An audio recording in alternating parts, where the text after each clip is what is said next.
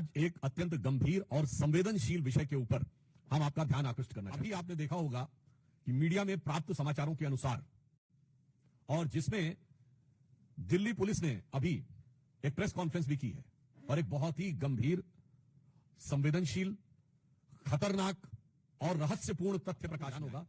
चंद महीनों पहले की बात है और चुनाव के दौरान भी और चुनाव के बाद भी दिल्ली के तमाम स्कूलों में बम धमाके की कई कॉल्स आई थी, ईमेल्स आए थे। जांच के बाद आप सोचिए कि इससे कितना भय और तनाव का वातावरण अभिभावकों और पूरे दिल्ली की जनता के मध्य उत्पन्न हुआ। यद्यपि बाद में उसमें कुछ भी नहीं पाया। फिर जब इस विषय की गहनता से जांच की गई और यह ट्रैक करने का प्रयास किया गया कि ये ईमेल्स कहां से आ रहे हैं, तो बहुत ही आश्चर्यजनक तथ्य प्रकाश में आया कि मूलतः यह ईमेल एक ऐसे व्यक्ति के द्वारा आ रहे थे जो अल्पवयस्क है।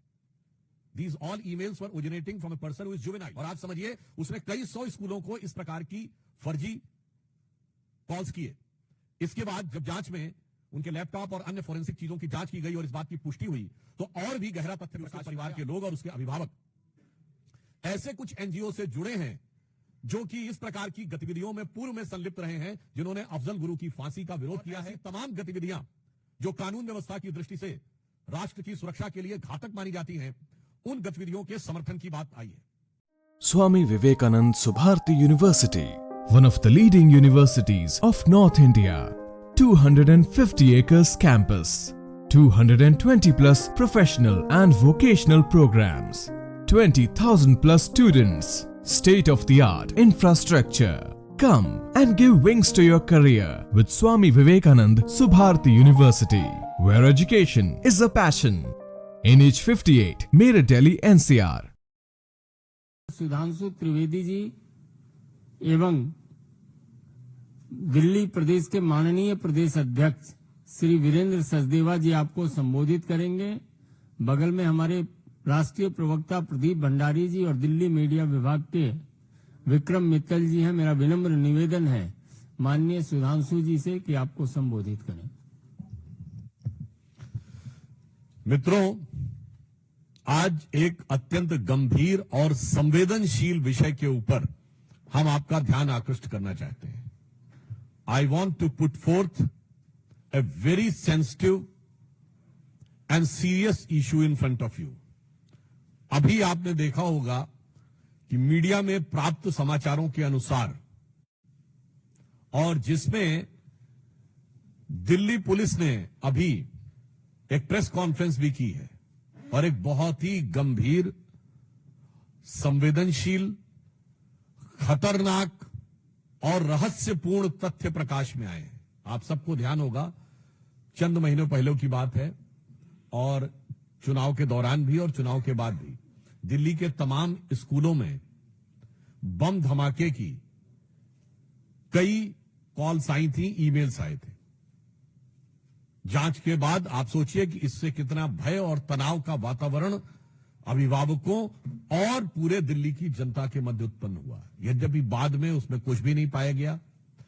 फिर जब इस विषय की गहनता से जांच की गई और यह ट्रैक करने का प्रयास किया गया कि ये ईमेल्स कहां से आ रहे हैं, तो बहुत ही आश्चर्यजनक तथ्य प्रकाश में आया कि मूलतः यह ईमेल एक ऐसे व्यक्ति के द्वारा आ रहे थे जो अल्पवयस्क है। These all emails were originating from a person who is juvenile। और आप समझिए उसने कई 100 स्कूलों को इस प्रकार की फर्जी कॉल्स किए। इसके बाद जब जांच में उनके लैपटॉप और अन्य फोरेंसिक चीजों की जांच की गई और इस बात की पुष्टि हुई, तो और भी गहरा तथ्य प्रकाश में आया कि उसके परिवार के लोग और उसके अभिभावक ऐसे कुछ एनजीओ से जुड़े हैं जो कि इस प्रकार की गतिविधियों में पूर्व में संलिप्त रहे हैं, जिन्होंने अफजल गुरु की फांसी का विरोध किया है।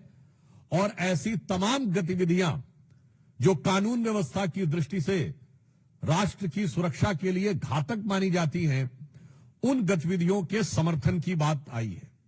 अब इससे गहराई इसलिए बढ़ रही है कि क्या कोई अल्पवयस्क बालक अपने मन से कर रहा है, इसका मतलब उसे शिक्षा कैसी दी जा रही है। दूसरा, या वो सिर्फ मोहरा है और उसके पेरेंट्स और जो पीछे के एनजीओज हैं उनकी इसमें कोई भूमिका है ताकि दिल्ली की कानून व्यवस्था को बिगाड़कर दिल्ली के वातावरण को खराब करके, दिल्ली में भय का वातावरण उत्पन्न करके कोई राजनीतिक लाभ या अपनी राजनीतिक विचारधारा की पुष्टि की जा सके। अब जो समाचार उपलब्ध हैं, जो जानकारियां उपलब्ध हैं, उससे बहुत गहरा संदेह हो रहा है, क्योंकि हम सभी जानते हैं कि दिल्ली में आम आदमी पार्टी का बहुत गहरा संबंध न सिर्फ तमाम ऐसे अवांछित एनजीओ से रहा है और तमाम ऐसी गतिविधियों से रहा है जो अफजल गुरु की हैंगिंग और देश विरोधी तमाम गतिविधियों में लिप्त रहे हैं। आप सभी को ध्यान होगा कि फरवरी 2015 में जो टुकड़े टुकड़े होंगे का नारा लगा था, वो अफजल गुरु की बरसी के ऊपर था और जिसकी फाइल को महीनों तक आम आदमी पार्टी ने बचा के रखा था। इसलिए अब यह रहस्य गहरा रहा है कि वो एनजीओ कौन है, वो एनजीओ के लोग कौन हैं, उनका आम आदमी पार्टी से कोई संबंध है क्या? क्योंकि ये बात हम ऐसे हवा में नहीं कह रहे हैं। आम आदमी पार्टी की मुख्यमंत्री आतिशी मरलेना जी के दोनों पेरेंट्स ने अफजल गुरु की क्लीमेंसी के पिटीशन का समर्थन किया था, तो यह बात सीधे संबंध जुड़ता हुआ दिखाई पड़ रहा है। यानी वहां के सर्वोच्च नेतृत्व के साथ, और उस जमाने में याद करिए वो सब लोग, प्रशांत भूषण, शांति भूषण, अन्य ने बहुत सारे लोग थे, आप बड़ी लंबी लिस्ट है, वो सब उस समय आम आदमी पार्टी के सदस्य थे। यानी आम आदमी पार्टी का एक संगठन के रूप में उनके साथ संबंध बहुत साफ दिखाई पड़ रहा था। तो अब ऐसी जानकारी लगती है और यह ऐसा ही गहरा संदेह आता है जो पुष्ट होता हुआ नजर आता है कि क्या इस चीज में आम आदमी पार्टी का या उनसे जुड़े एनजीओ का कोई संबंध है। केजरीवाल जी आकर तमाम बार अनाप शनाप बातें, अनर्गल मिथ्या बातें कर जाते हैं। आज उनसे मैं साफ साफ शब्दों में पूछना चाहता हूं कि आम आदमी पार्टी आकर स्पष्ट करे कि ये जो भयानक और खतरनाक तथ्य उभर के सामने आया है, इसके पीछे जो मैकेनिज्म नजर आ रहा है, चूंकि उन लोगों का सीधे वैचारिक सामने आपसे नजर आ रहा है, तो आपसे उनका क्या संबंध है, आपको सीधे आकर स्पष्ट करना चाहिए दो टूक शब्दों में। और उसके साथ साथ यह भी सवाल है कि अगर अल्पवयस्क बच्चे ये कर रहे हैं, तो ये जो भी सो कॉल्ड एनजीओज हैं, जो मेरे विचार से देश के लिए खतरनाक काम कर रहे हैं, और इनका जो आम आदमी पार्टी के साथ पुराना स्थापित संबंध रहा है, वो देश के नौनिहालों के मन में किस प्रकार का जहर भर रहे हैं और उस जहर के कितने घातक प्रभाव आने वाले समय में पड़ सकते हैं। इसलिए हमें इन सारी चीजों का सीधा, स्पष्ट और सपाट जवाब आम आदमी पार्टी से चाहिए कि इस प्रकार की जो घटना हुई उसमें जो लोग संलिप्त हैं उनसे आपका क्या संबंध है, और उस प्रकार के लोगों के साथ आपके पूर्व में स्थापित संबंध रहे हैं, आपकी मुख्यमंत्री के परिवार तक से वो लोग संबंधित रहे हैं जिन्होंने इस प्रकार की गतिविधियों का समर्थन किया था। आपने टुकड़े टुकड़े का नारा लगाने वालों की, चूंकि दिल्ली में सरकार थी, तो महीनों तक आपने अदालती कार्रवाई को रोक के रखा था। इसलिए आज सीधा सवाल है, आम आदमी पार्टी का उनसे संबंध प्रतीत होता है और यह जानकारी लगती है कि उनके बीच में ऐसा संबंध है, तो उन्हें आकर इस बारे में स्पष्ट जवाब देना चाहिए। और अगर वो स्पष्ट जवाब नहीं दे रहे हैं तो फिर हमें मानना चाहिए कि संदेह उतना और गहराता है, और जिसे कहा जाता है कि मौनम स्वीकृति लक्षणम। आगे मैं अनुरोध करूंगा कि हमारे दिल्ली के प्रदेश अध्यक्ष आदरणीय सचदेवा जी आपको संबोधित करें। धन्यवाद सुधांशु जी। मित्रों, ये संयोग नहीं है। दिल्ली में जब जब विधानसभा चुनाव होने लगते हैं, उससे पहले दंगे का माहौल बनाना और दिल्ली को डराने और दहलाने की कोशिश करना। उत्तर पूर्वी का दंगा हम भूले नहीं हैं, शाहीन बाग हम भूले नहीं हैं, और अब जब जमीन खिसक रही है, आज जो जांच दिल्ली पुलिस की वक्तव्य से पता चलता है,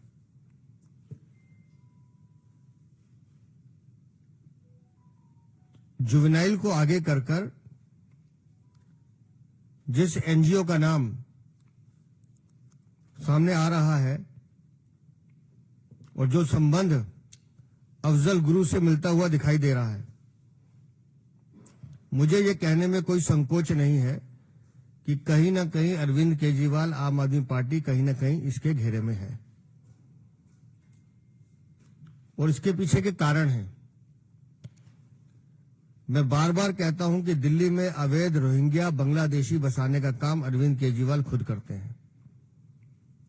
अभी जो बांग्लादेशी एजेंट पकड़े गए, उनके पास जो कागज पकड़े गए, इनके 2 विधायक महेंद्र गोयल और जय भगवान उपकार, उन दोनों के हस्ताक्षर हैं, वो सर्टिफाई कर रहे हैं, नकली आधार कार्ड बनवाए जा रहे हैं। हर वो व्यक्ति जो देश का दुश्मन है, देश को तोड़ने की साजिश रखता है, वो कहीं ना कहीं अरविंद केजरीवाल और आम आदमी पार्टी का भागीदार मिलता है।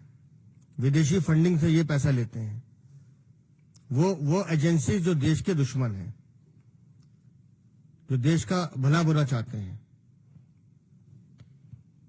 गुंडों को पालने का काम ये करते हैं। एक विधायक नहीं है, लंबी चौड़ी 20-21 लोगों की फहरिस्त है। मकोका में बंद है इनका विधायक, उसकी पत्नी को टिकट देते हैं।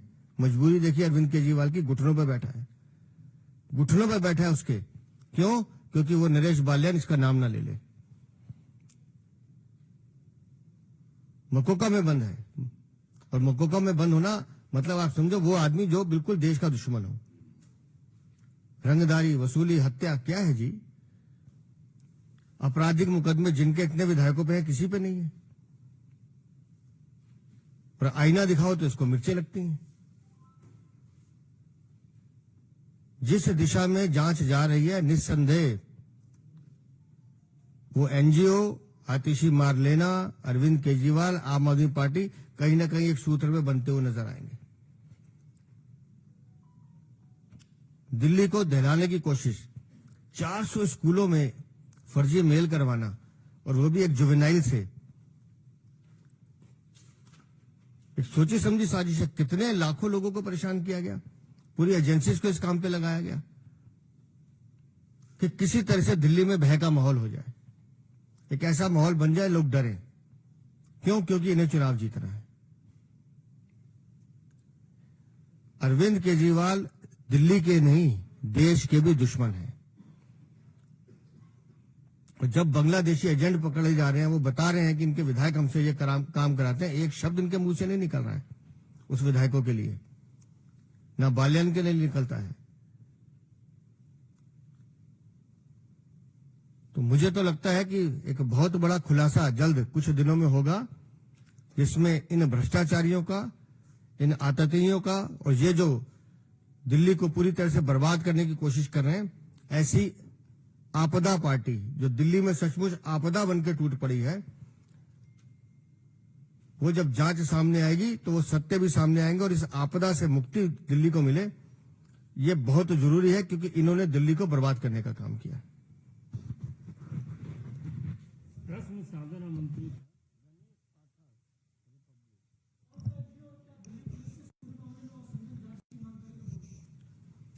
देखिए, पुलिस पूरी तत्परता के साथ और सतर्कता के साथ जांच कर रही है। वो है टेक्निकल और लीगल एस्पेक्ट। आज सवाल मॉरल और पॉलिटिकल है। आम आदमी पार्टी को इसका नैतिक और राजनैतिक जवाब देना चाहिए। जहां तक विधिक यानी कानूनी बात है, तकनीकी पक्ष है, उसके ऊपर जांच एजेंसियां अपना काम कर रही हैं। जैसा अभी सचदेवा जी ने बताया, ये कोई नई बात तो नहीं है। ताहिर हुसैन जो दिल्ली के दंगों का मुख्य आरोपी था, वो आपका विधिवत सभासद था। सोचिए कितनी बड़ी आपदा है ये लोग। मनीष सिसोदिया जी की बाइट अवेलेबल है, शाहीन बाग मेरे दिल में है। जामिया के बाहर जो हुआ था, याद करिए, उसमें जो एक भरकर एक टेम्पो में पत्थर वगैरह आए थे, उसमें अमानतुल्लाह खां का नाम आया था।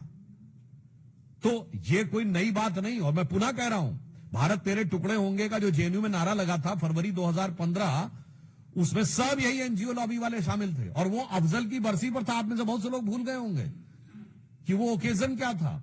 और उसकी कार्रवाई कोर्ट में ना होने पाए, महीनों तक फाइल दबा के रखी थी आम आदमी पार्टी की सरकार ने। और जैसा बताया उन्होंने कि उनके विधायक माफियाओं से भी बात करते हुए मिले हैं और आज और वो भी जानकारी मीडिया में आई है कि बांग्लादेशी घुसपैठियों के बारे में जांच के लिए शायद आज ही उनके विधायक मोहिंदर गोयल जी के से पूछताछ भी की गई है।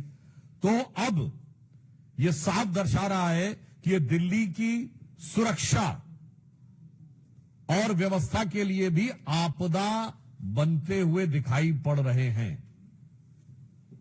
यकीन है, टीवी यकीन।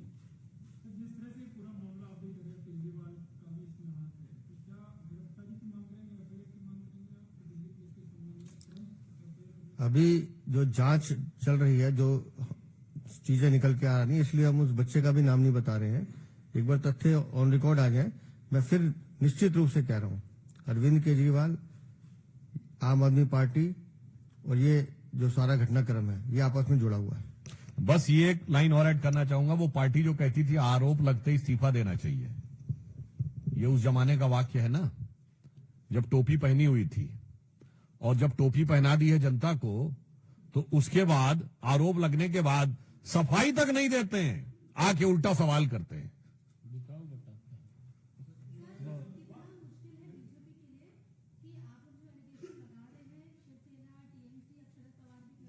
ये इसके बारे में आगे हम बात करेंगे। अभी इस विषय पे हो जाए, उसके बाद दूसरे विषयों को ले लेंगे।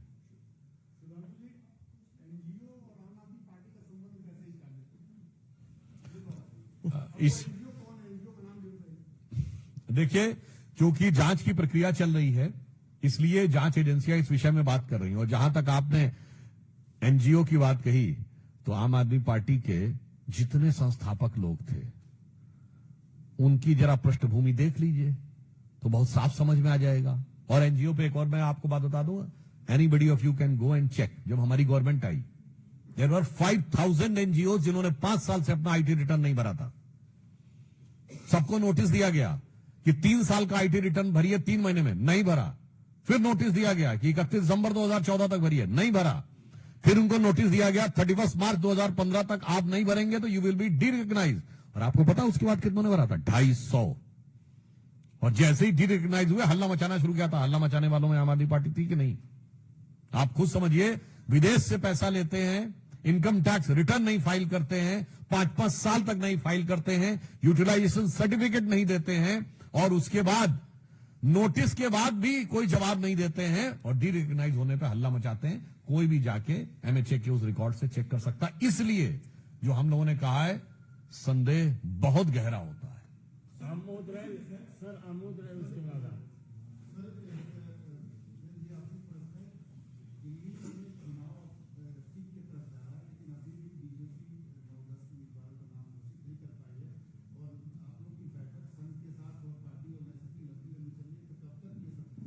नहीं, मैं इसको करेक्ट करता हूं कि घोषित नहीं कर पाई है। घोषित नहीं करने के पीछे कुछ रणनीति है।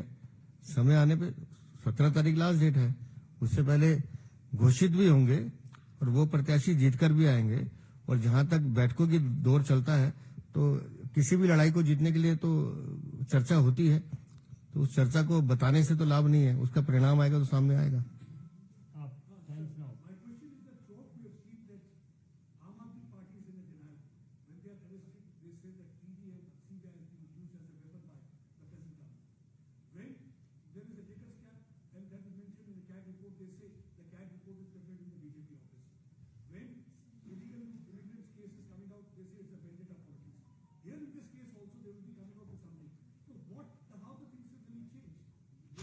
Actually, the question he has raised, it's given a very peculiar example of how the so-called new politics has emerged. I just ask you, name a single political party in the previous time after allegations which were not in the denial mode. When Lalu Prasad Yadav ji went to jail, he was in denial mode. कि मैंने कुछ नहीं किया है. When Suresh Kalmadi went to jail, when Shibu Soren went to jail, when Karunanidhi went to jail, everybody was in denial mode. So this is a typical characteristic of the old style politics which these so-called champions of new politics have embodied themselves in it. तो जिसे कहेंगे ना, रफ्ता रफ्ता वो मेरी हस्ती का साया हो गए। अब पुरानी पार्टियां कह रही हैं आप भी हमारी तरह हो गए। अंतिम प्रश्न है ठाकुर रविंद्र सिंह। शैलेंद्र जी, आज छोड़ दीजिए।